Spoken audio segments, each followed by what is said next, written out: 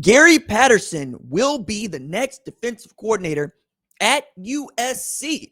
Let's talk about what this means for the Trojans, why I really enjoy this hire, but also why this is really Lincoln Riley going for broke. What's up, kinfolk? It's RJ Young. I am not on a step mill. If this is your first time watching Adapt and Respond, thank you for joining us here. We talk college football year round. If you're into that, hit that subscribe button, like this video, answer the question in the comments below. Do you think that Gary Patterson is the final piece to the Lincoln Riley USC puzzle that gets them to the college football playoff for the first time in school history? That feels like a very weird statement to say out loud, given what we know about USC and its history. A real blue blood in the sport, and at the early odds, an indomitable force. Pete Carroll's USC is one of the better 5-6 year runs that we've ever seen in the sport. From the flip with Carson Palmer being a Heisman Trophy winner to Matt Leinart, Reggie Bush, and those 03, 04, 05, 06 years of just USC beating the hell out of everybody. To now, Lincoln Riley, who 6 years ago left Oklahoma. Well, 1, 2, 3, 4, 5, 6. Yep. Left Oklahoma for Hollywood after what was not a great season by Oklahoma standards and by his, but a disappointing one. Since going to USC, though, it hasn't looked as good for the Trojans as it did with Oklahoma. He had the 11-win season in 2022. He's got the Heisman winner in Caleb Williams, but they haven't been able to win more than 9 games since then. They haven't made the college football playoff, even with the extension of the 12-team field. They changed conferences from the Pac-12 to the Big Ten, and they've seen Oregon make the college football playoff. They've seen Washington make the college football playoff, and now they've seen Indiana win the national championship and the league. And I kind of wonder when folks that are big money donors with USC would kind of get a bit irritated by all of this, given what they had hired Lincoln Riley to do, which is be very much at the forefront of this conversation in December when we're talking about teams that make the college football playoff.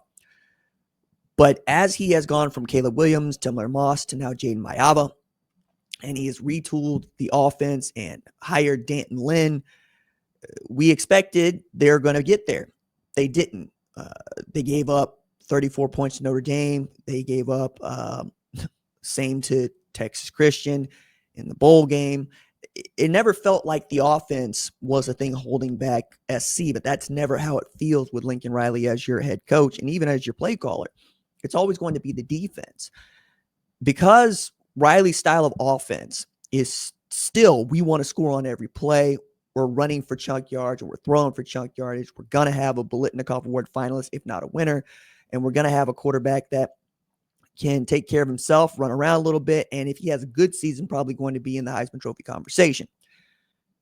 But with D'Anton Lynn taking the job at Penn State, there was an opening for Riley to do something that I think is really interesting. Being able to lure 65-year-old Gary Patterson out of retirement, turns 66 the day before Valentine's Day, is a coup. The 4-2-5 defense, the one that almost everybody tries to run a version of now, is his defense. He pioneered it.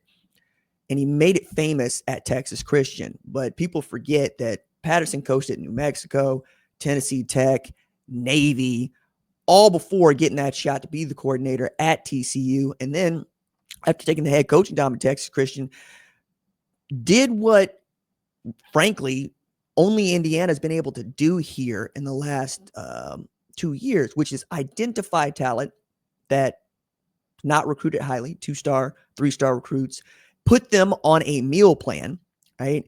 And change the position that they play and teach them how to be better safeties, nickelbacks, cornerbacks, blow them up on the defensive line, and linebackers that can fly. My favorite defenses to watch are his, but also Gary Patterson is an absolute character and a favorite of mine when it comes to guys at the podium.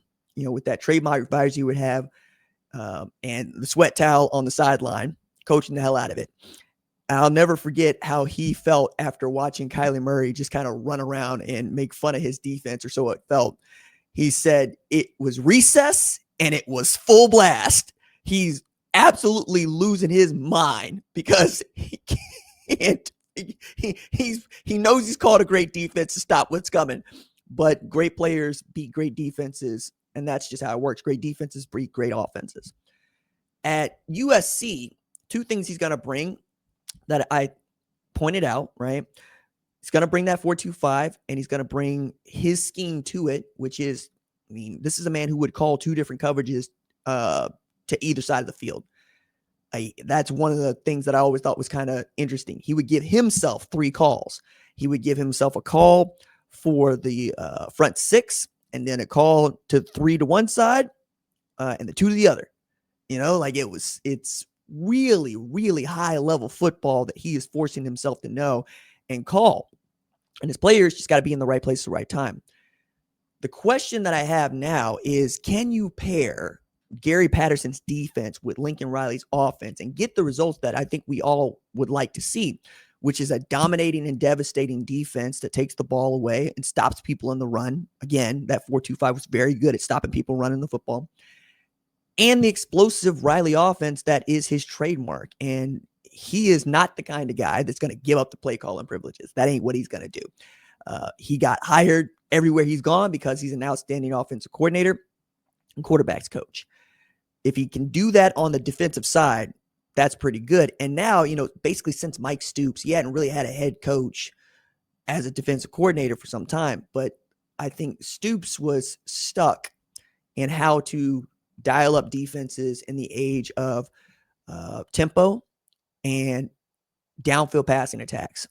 His was very much of a 4-3 cover 2 man principal team in the early aughts when you could do that, before everybody else started basically running the kind of offense that Riley does with the pro raid and being able to run your GT counter with big, strong offensive linemen, but also get out in space and have guys take the top off the defense.